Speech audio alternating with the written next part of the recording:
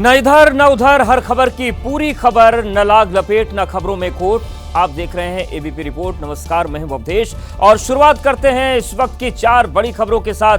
पहली खबर जम्मू कश्मीर से है, जहां पर रामबन में लैंडस्लाइड से भारी तबाही हुई। मलबे में तमाम गाड़ियां दबी, बहुत सी दुकानें और मकान भी तबाह हो गए और अब तक 3 लोगों की मौत हुई है। रेस्क्यू ऑपरेशन जारी है। दूसरी बड़ी खबर बीजेपी सांसद निशिकांत दुबे को लेकर है। उनके खिलाफ अवमानना की कार्रवाई की मांग उठाई गई है। सुप्रीम कोर्ट के वकील ने अटॉर्नी जनरल को चिट्ठी लिखी है। निशिकांत ने वक्फ कानून को लेकर सुप्रीम कोर्ट के फैसले पर सवाल उठाए थे और बीजेपी ने बयान से पल्ला झाड़ लिया है, लेकिन विपक्ष लगातार हमलावर बना हुआ है। वक्फ कानून के खिलाफ विपक्ष और मुस्लिम संगठनों का प्रदर्शन जारी है। कल हैदराबाद में तो आज किशनगंज में रैली हुई। मंच से अपील हुआ, माहौल में गर्मी पैदा करें ताकि केंद्र और सुप्रीम कोर्ट को नींद से जगाया जा सके। तस्वीर है और चलिए खबरों की शुरुआत करते हैं। सबसे पहले बात करेंगे जम्मू कश्मीर की। बड़ी खबर जम्मू से है, जहां पर रामबन से खबर आ रही है। लैंडस्लाइड की वजह से भारी तबाही हुई और घरों में बाढ़ का पानी घुस गया, सड़कें बह गईं, लोगों को संभलने का मौका तक नहीं मिल पाया। रेस्क्यू ऑपरेशन यहां पर जारी है। लोग खौफ के साए में जी रहे हैं। लैंडस्लाइड के बाद चंद्रकोट गांव में तबाही की डरा देने वाली तस्वीरें दिखी। तेज बारिश के कारण चारों तरफ पानी ही पानी दिखा। गलियों में तेज रफ्तार से पानी दौड़ रहा है। खबर है कि बादल फटने से अचानक बाढ़ आ गई। लोगों के घरों में पानी घुस गया। ढलान वाला इलाका होने की वजह से पानी का बहाव काफी तेज था। रामबन इलाके में रात भर भारी ओलावृष्टि, कई जगहों पर लैंडस्लाइड और तेज हवाएं चली, जिसमें 3 लोगों की मौत भी हो गई। बारिश का ये दौर जब थमा तो रामबन में बर्बादी ही बर्बादी दिखी। जिन गलियों में थोड़ी देर पहले बाढ़ की डरा देने वाली तस्वीरें थी, तो वहां अब चारों तरफ मलबा ही मलबा है। घरों में पानी घुसा। रामबन में जब लैंडस्लाइड हुआ तो उसकी चपेट में कई सड़कें आ गई। हालात ऐसे हो गए कि नासरी और बनिहाल सेक्टर में जम्मू श्रीनगर राष्ट्रीय राजमार्ग को बंद करना पड़ा। बनिहाल में भी बुरा हाल है। लैंडस्लाइड के बाद बनिहाल में सबसे ज्यादा तबाही हुई। तस्वीरों में दिख रहा है पहाड़ों से कितनी तेजी से मलबा सड़क पर आ रहा है।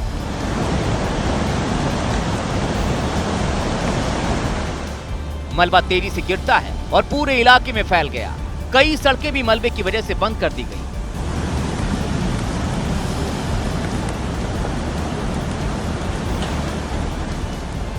बनिहाल में लोगों के घरों में मलबा घुस गया। रेस्टोरेंट भी इसकी चपेट में आ गए।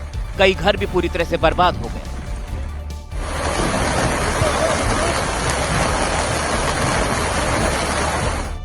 रामबन की इस तस्वीर को भी देखिए। हाईवे पर गाड़ियां तेज बारिश और मलबे की चपेट में आकर फंसी हुई हैं।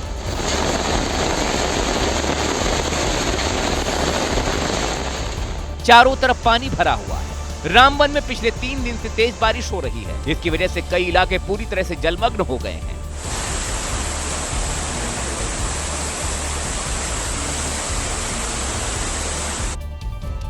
रामबन में भारी बारिश और लैंडस्लाइड से भयंकर बाढ़ जैसे हालात बन गए हैं। कुदरत ने इस कदर कहर मचाया कि तबाही फैली हुई है और वहां पर सिर्फ मलबा ही दिख रहा है। तमाम लोगों का कारोबार पूरी तरीके से चौपट हो गया है। लैंडस्लाइड के बाद सड़क पूरी तरह से बह गई और पूरा इलाका उजड़ गया। भारी बारिश और लैंडस्लाइड के बाद रामबन में कई घर और कई दुकानें पूरी तरह से बर्बाद हो गई। दुकानों में पूरी तरह से मलबा भर गया। मार्केट की तरफ जाने वाले रास्ते भी मलबे की चपेट में आ चुके हैं। काफी यानी करोड़ों के हिसाब से लोगों का नुकसान हुआ है। दुकानदार हो, गाड़ियां हो, मेन मार्केट बोली बाजार रामबन की जो हालत देखेंगे आप जिस नाले के हिसाब से, और कितनी दुकानें यानी कट के दरिया में पहुंच चुकी हैं। ये तबाही की एक और तस्वीर है। पंथियाल इलाके में लैंडस्लाइड की वजह से जम्मू कश्मीर नेशनल हाईवे 44 की सड़क पूरी तरह से बह गई। कटाव इतनी देरी से हुआ कि आधी से ज्यादा सड़क का नामो निशान तक नहीं बचा। रामबन में लैंडस्लाइड की चपेट में आकर घर और होटलों के बाहर खड़ी गाड़ियां भी बर्बाद हो गईं। लगातार तेज बारिश और बादल फटने से लोगों को संभलने तक का मौका नहीं मिला। तस्वीरें डराने वाली हैं। उस गाड़ी में मेरे को बंदे लगते हैं, देखो इंडिकेटर तो चला के रखे हैं। लैंडस्लाइड के बाद जब तेज बारिश शुरू हुई तो ये कार बीच रास्ते में ही फंस गई। मेरे ख्याल से बारिश के बाद पानी का बहाव इतना तेज है कि कार ड्राइवर को मौका ही नहीं मिला। पहले उसने निकलने की कोशिश की, लेकिन रास्ते में ही फंस गया। इंडिकेटर तो चला के रखे हैं, गाड़ी नीचे सारी नीचे गई है, उसमें बंदे हो गए मेरे ख्याल से। लेकिन कई जगहों पर तो कार सिर्फ सबूत दिखाने के लिए बची हुई है। इस तस्वीर में तो सिर्फ कार का शीशा ही दिख रहा है। रामबन और उसके आसपास के इलाकों में इसी तरह की तस्वीरें सामने आई हैं। बनिहाल इलाके की इस तस्वीर को देखिए, चारों तरफ मलबा है। कार और सामान ढोने वाली गाड़ियां आधी से अधिक मलबे में धंसी हुई हैं। 250 घर जो हैं ऐसे जो पार्शली डैमेज हुए, और जिसमें ज्यादा जो डैमेज हुआ वो हमारा रामबन टाउन के अंदर हुआ है, जिसमें कमर्शियल हमारे जो स्ट्रक्चर हैं उनको भी बहुत ज्यादा हैवी डैमेज हुए हैं। रामबन में हर तरफ तबाही ही तबाही दिख रही है। ये बदकिस्मती है, लेकिन क्लाउड ब्रस्ट है। और अब मैं सीधा यहाँ से रामबन जा रहा हूँ, मैं वहाँ मीटिंग लूँ, वहाँ डीसी साहब के साथ बात करके, एडमिनिस्ट्रेशन के साथ बात करके, और मौके पे जायजा लेने के बाद ही जो कुछ वहाँ से निकलेगा फिर मैं आपको हम ब्रीफ करेंगे। प्रशासन ने राहत और बचाव तेज कर दिए हैं। किश्तवाड़ में भी जबरदस्त लैंडस्लाइड हुई है, पहाड़ दरकने लगे हैं। इलाके में बढ़ते खतरे के मद्देनजर कई परिवारों को सुरक्षित जगहों पर पहुंचाया गया। प्रशासन ने भी लोगों से अलर्ट रहने के लिए कहा है। अचानक ही पहाड़ से बड़े बड़े पत्थर धूल के गुबार के साथ दरकने लगे। नीचे हाईवे है और ऊपर पहाड़ से मलबा तेजी से नीचे की ओर गिर रहा है। तस्वीरें इतनी डरावनी हैं कि वीडियो बनाने वाले भी चीखने चिल्लाने लगे। पत्थर भी इतने बड़े बड़े कि नीचे गिरते ही पूरी जगह मलबे से पट गई। नागसेनी तहसील के पाथर निक्की में गनीमत रही कि जिस समय पहाड़ दरका उस समय वहां कोई वाहन नहीं गुजर रहा था। फिलहाल लैंडस्लाइड की वजह से आवाजाही प्रभावित हुआ है। श्रीनगर में भी भारी बारिश की वजह से एक बड़ा पेड़ गिर गया। गनीमत रही कि किसी तरह का जानमाल का नुकसान नहीं हुआ, और जिस जगह हादसा हुआ वहां पर सीआरपीएफ की एक चौकी भी थी। 14 सेकंड के इस वीडियो को ध्यान से देखिए, ये आपकी रूह कंपा देगा। एक युवक छाता लेकर जैसे ही सीआरपीएफ कैंप के पास गुजरता है, अचानक ही ऊपर देखते हुए तेजी से भागता है। जैसे ही युवक भागता है, अचानक ही एक बड़ा सा पेड़ कैंप के गेट पर धड़ाम से गिरता है।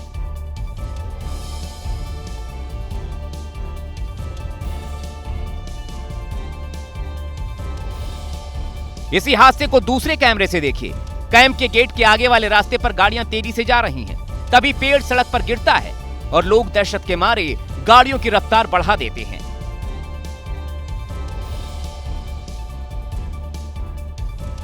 हादसे में किसी तरह के जानमाल का नुकसान नहीं हुआ है।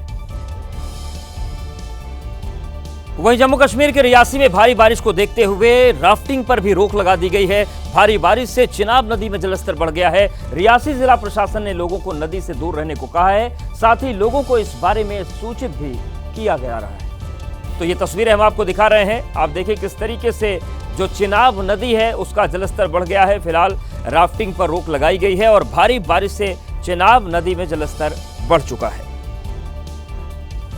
आप लोगों को सूचित किया जाता है कि जैसे रात को काफी बारिश होने की वजह से दरियाए चिनाब का पानी जो है बढ़ रहा है। कृपया करके अपने माल मवेशी को दरिया के किनारे ना जाने दें, और जो राफ्टिंग वगैरह है वो भी बंद कर दी गई है।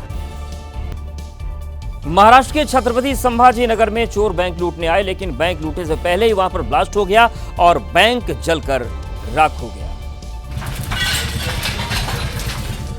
महाराष्ट्र ग्रामीण बैंक की बैजापुर ब्रांच धू-धू कर जल रही, और इस अग्निकांड के पीछे हैं इस बैंक में चोरी करने आए चोर।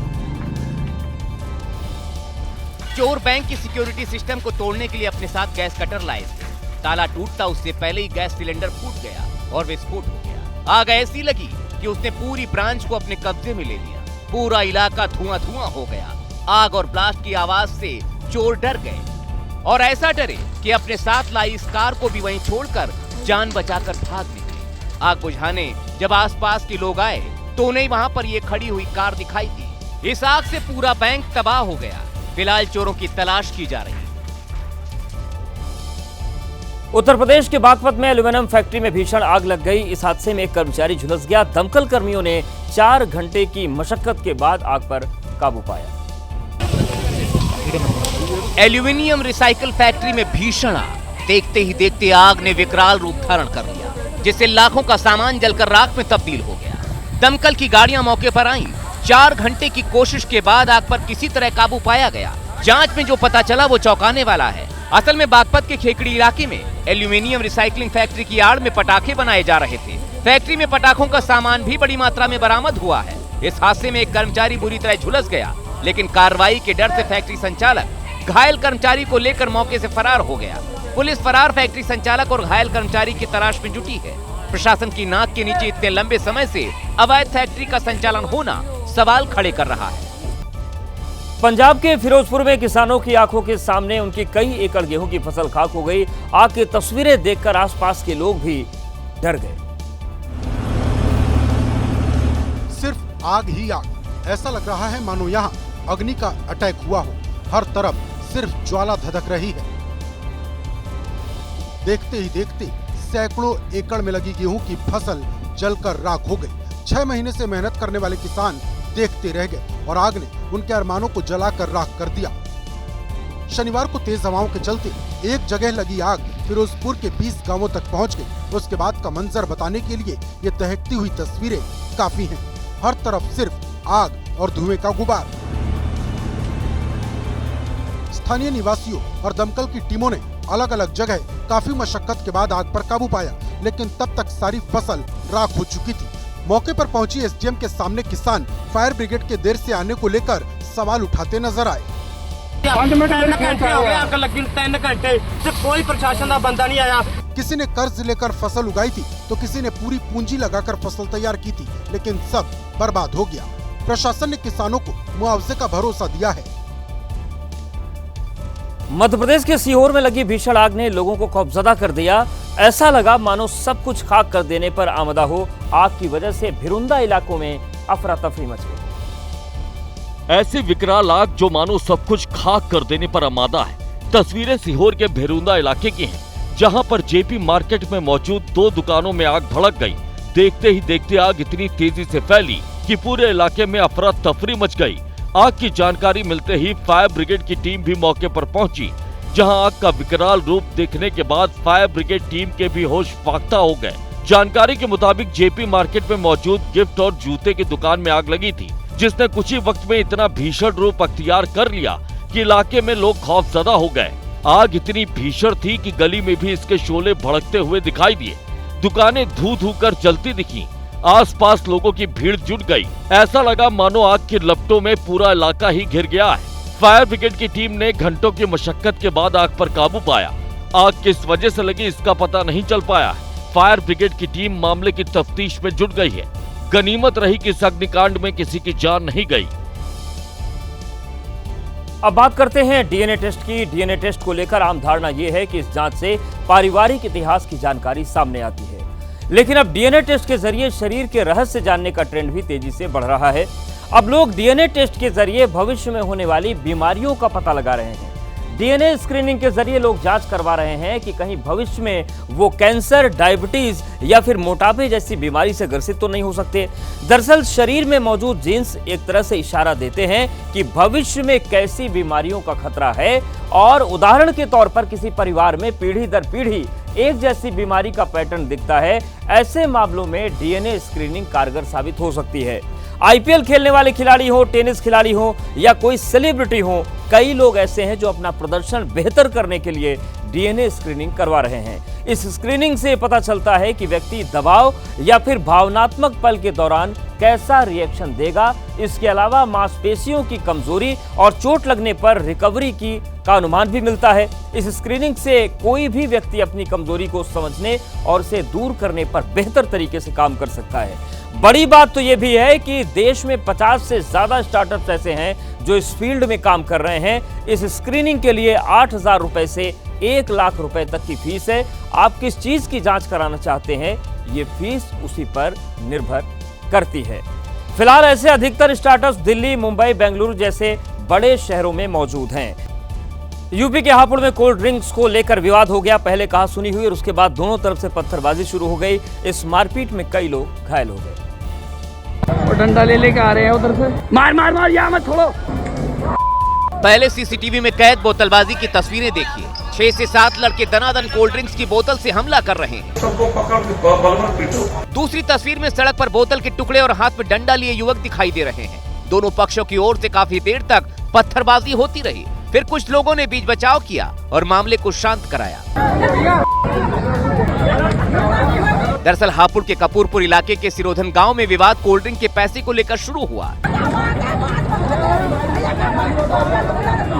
कहासुनी ने ऐसा तूल पकड़ा कि दोनों पक्ष एक दूसरे के सामने आ गए और देखते ही देखते गांव की सड़क पर महाभारत छिड़ गई। और डंडा ले लेके आ रहे हैं उधर से, मार मार मार, यहाँ मत छोड़ो। मामूली विवाद के बाद बोतलबाजी की ये तस्वीरें सोशल मीडिया पर तेजी से वायरल हुई और मामला पुलिस तक पहुंच गया। पुलिस वीडियो में दिख रहे लोगों की पहचान कर रही है ताकि उनके खिलाफ कार्रवाई की जा सके। फिलहाल समीर, रिहान, सोफियान और अज्ञात के खिलाफ केस दर्ज कर पुलिस आगे की कार्रवाई कर रही है। महाराष्ट्र के नासिक जिले में अप्रैल महीने में ही पानी की किल्लत होने लगी है। बोरी चिवारी गांव से जो तस्वीरें सामने आई हैं वो हैरान करने वाली हैं। जान जोखिम में डालकर महिलाएं कुएं से पानी निकाल रही हैं।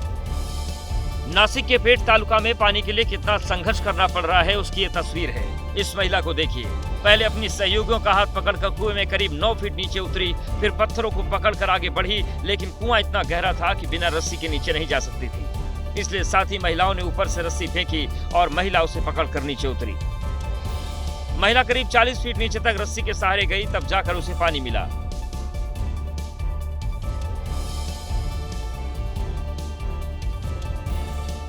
ऊपर 20 से ज्यादा महिलाएं और पुरुष पानी का घड़ा लेकर इंतजार कर रहे थे। महिला जैसे ही नीचे पहुंची, एक एक घड़े को पानी से भरकर ऊपर भेजना शुरू कर दिया, लेकिन कुएं में पानी इतना कम था कि सबका घड़ा भरना मुश्किल हो रहा था। यही नहीं, वो पानी पीने योग्य भी नहीं था। फिर भी इस गंदे पानी के लिए नासिक के लोग जान जोखिम में डालकर कुएं में उतरते हैं और पानी को घड़े में भर कर ले जाते हैं। अभी तो अप्रैल का महीना है, मई जून की तपती गर्मी बाकी है। जरा सोचिए, अगर ये कुआं भी सूख गया तो इन लोगों का क्या होगा। बिहार के मोतिहारी में प्रधानमंत्री आवास योजना में भ्रष्टाचार का मामला सामने आया है। सोशल मीडिया पर एक वीडियो वायरल हो रहा है जिसमें 40,000 रुपए के फंड के लिए आवास सहायक अधिकारी 20,000 रुपए की रिश्वत लेते नजर आ रहा है। वीडियो दीवार के झरोखे से बनाया जा रहा है। सामने एक व्यक्ति बैठा हुआ और दूसरा आकर उसे रुपए हाथ में पकड़ाता है। आरोप है कि जिसको पैसे दिए जा रहे हैं वो आवास सहायक अधिकारी है और जो पैसा दे रहा है वो लाभार्थी है, जिसको प्रधानमंत्री आवास योजना के तहत आवास मिलना है। जहां पैसों का लेन देन हो रहा है वो लाभार्थी का ही आवास है और खुद चलकर अधिकारी पैसे लेने पहुंचे हैं। बताया जा रहा है कि कमीशन की रकम 20,000 रुपए है। ये वीडियो सोशल मीडिया पर वायरल है। एबीपी न्यूज इस वीडियो की पुष्टि नहीं करता है। इंटरनेट के साथ एआई ने दुनिया को तेज रफ्तार दी, लेकिन इससे साइबर ठगों को लूट का बड़ा रास्ता भी मिल गया। ये खबर आपको सावधान करने के लिए है। इंटरनेट के जरिए कोई भी लेन देन से पहले किसी अनजाने की बात पर अमल से पहले आप सावधान रहिए, क्योंकि आंकड़े बेहद डराने वाले हैं। भारत में 6 साल में साइबर ठगी 42 गुना तक बढ़ गई है। 2024 में दुनिया भर में 498 लाख करोड़ की साइबर ठगी हुई है और औसतन हर साल 514 लाख करोड़ की ठगी हो रही है। साइबर ठगी से हर महीने करीब 43 लाख करोड़ रुपए की लूट हो रही है, यानी कि हर सेकंड में साइबर ठग 1 करोड़ 63 लाख रुपए साफ कर जाते हैं। 2023 में भारत में साइबर ठगी की करीब 9 लाख शिकायतें दर्ज हुई थी, जिसमें करीब 6,000 करोड़ रुपए से भी ज्यादा की ठगी हुई। 2024 में जुलाई तक ही 11 लाख से ज्यादा साइबर ठगी की शिकायतें दर्ज की गई, जबकि 2025 में देश में करीब 1.2 लाख करोड़ की ठगी की आशंका जताई गई और ये रकम बिहार के बजट के 50% के बराबर है। सबसे ज्यादा ठगी के शिकार होने वाले राज्यों में उत्तर प्रदेश नंबर 1 पर है, उसके बाद महाराष्ट्र, फिर गुजरात और फिर राजस्थान उसके बाद आता है। तो ये पूरी तस्वीर है जो आपको सावधान करने वाली है। मौसम की मार से कश्मीर के लोग परेशान हैं, तो करगिल और लद्दाख में पहले बारिश और फिर बर्फबारी की मार ने मुश्किलें पैदा कर दी हैं। सड़कों पर बर्फ की मोटी परत जम गई है। ये करगिल और लद्दाख की सड़कें हैं। भारी बर्फबारी का असर देखिए, सड़कों पर बर्फ की मोटी परत जम गई है। तो वहीं कई इलाकों में घरों पर पेड़ टूटकर गिर गए हैं। इस पेड़ को देखिए, इसकी टहनियां जब बर्फ से ढक गई तो ये बर्फ के भार को सहन नहीं कर पाई और टूट गई। इस इलाके में कई ऐसे पेड़ बर्फबारी की वजह से टूट गए हैं। तो 2 दिन से बहुत काफी स्नोफॉल देखने को मिला और यहाँ पे देखिए आप, बहुत नुकसान हो गया दरख्त। बारिश के बीच बर्फबारी से करगिल के लोगों का जनजीवन अस्त व्यस्त हो गया है, लेकिन लोग बर्फबारी से खुश नजर आए। बहुत खुश है इस बर्फबारी से, क्योंकि बहुत सालों के बाद ये बर्फबारी हमको देखने को मिला इस सीजन में। शहरों के कुछ लोग बर्फबारी से खुश हैं, लेकिन सफेद आफत किसानों के लिए मुसीबत बनकर बरसी है। इस वक्त फूले खिलने का मौका था, टाइम था, सीजन था। एकदम अचानक बारिश और बर्फ होने की वजह से उनको कई नुकसान पहुंच गया। फिलहाल करगिल और लद्दाख में मौसम विभाग ने रेड अलर्ट जारी कर दिया है। यूपी के संभल में बीजेपी नेता के भाई की फैक्ट्री पर पुलिस ने छापा मार दिया। बीजेपी नेता के भाई पर वाहनों को अवैध तरीके से कटवाने का आरोप है। आपकी गाड़ी चोरी होती है तो कहां जाती है? ऐसी जगहों पर पाई जाती है। संभल पुलिस ने जब इस फैक्ट्री पर छापा मारा तो यहां से 100 से अधिक चोरी की गाड़ियों के पुर्जे बरामद हुए। ये फैक्ट्री पश्चिमी यूपी के बीजेपी उपाध्यक्ष राजेश सिंघल के भाई कपिल सिंघल की है। इन तस्वीरों को देखिए, पुरानी कारों की सीटों का ढेर पड़ा है। कार का तमाम सामान यहाँ बिखरा है। पुलिस ने भारी तादाद में चोरी की गाड़ियों के जखीरे को अपने कब्जे में लेकर केस दर्ज किया है। उनसे पूछताछ की, उनसे पूछा कि आपके पास इन गाड़ियों से संबंधित कोई दस्तावेज हैं, तो उनके पास किसी प्रकार का ना कोई रजिस्टर या दस्तावेज मिले। इससे पहले मेरठ के सोतीगंज में चोरी की गाड़ियां स्क्रैप होती थी, लेकिन अब संभल में इस तरह की गाड़ियों का धंधा रफ्तार पकड़ रहा है। पिछले कुछ दिनों में संभल पुलिस को जानकारी दिए बिना हरियाणा पुलिस भी यहां छापा मार चुकी है। उत्तराखंड के उधम सिंह नगर में आए आंधी तूफान ने जमकर कहर बरपाया। आंधी की वजह से कई घरों की छतें उड़ गईं, तो कई जगहों पर सड़क पर पेड़ और खंभे भी गिरे दिखाई पड़े। शुक्रवार रात को उधम सिंह नगर में भी कुदरत ने जमकर कहर बरपाया, जिसके बाद कई इलाकों में हालात बेहद खराब दिखाई दे रहे हैं। उधम सिंह नगर में आंधी तूफान की वजह से कई घरों को नुकसान पहुंचा है। कई घरों की छत उड़ गई है। सबसे ज्यादा असर पहाड़गंज इलाके में देखने को मिला है, जहां आंधी तूफान से घरों को नुकसान पहुंचने की वजह से लोगों की जिंदगी रुक सी गई है। रुद्रपुर के मेयर विकास शर्मा ने अधिकारियों के साथ आंधी की वजह से हुए नुकसान का जायजा लिया। मेयर इस दौरान उन लोगों से भी मिले जिनके घर को आंधी तूफान की वजह से नुकसान पहुंचा था। उधम सिंह नगर में आई आंधी बारिश की वजह से कई जगह हादसे भी सामने आए। तस्वीरें नैनीताल रोड की है, जहां बोलेरो गाड़ी पर पेड़ उखड़कर गिर गया, जिसकी वजह से जाम के हालात बन गए। वहीं कई जगहों पर पेड़ और खंभे भी गिरे दिखे। गनीमत रही कि इस कुदरती आफत के बीच किसी की जान नहीं गई।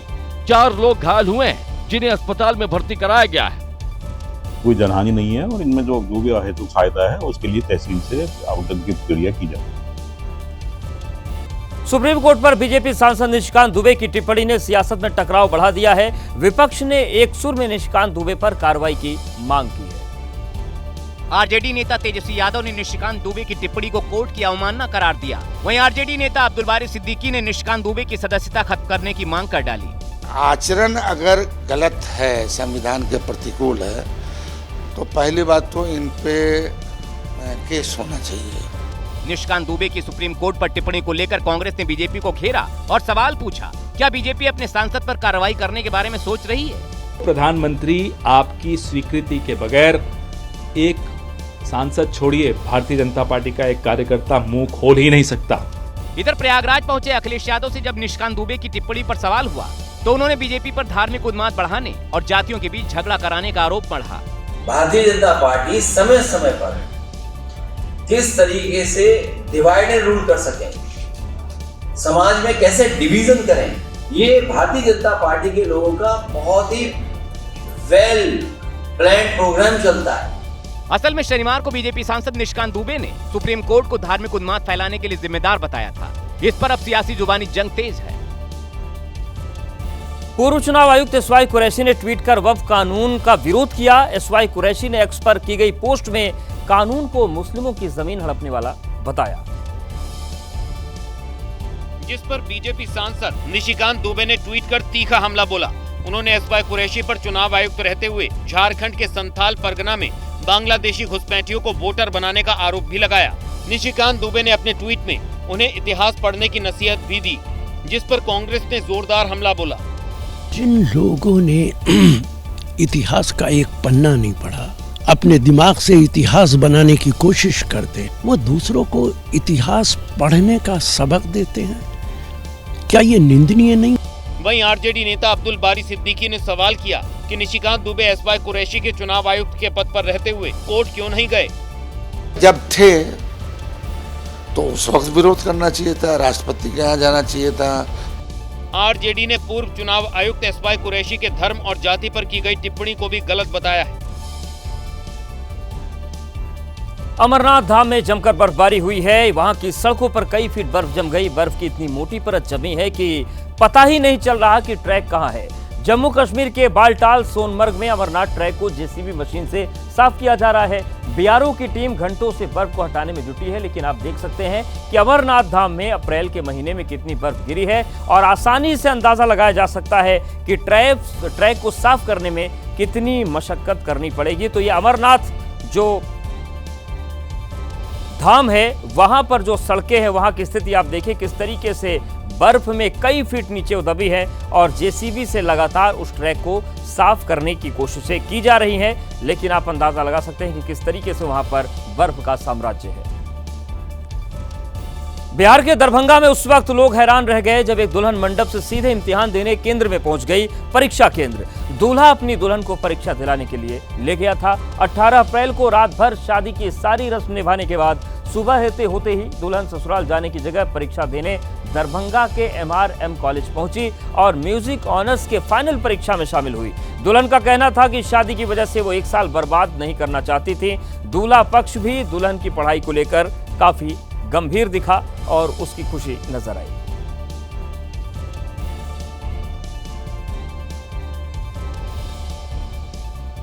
तो ये थी आज की एबीपी रिपोर्ट। कल भी जारी रहेगी खबरों की खोज। फिलहाल वक्त एक ब्रेक का है।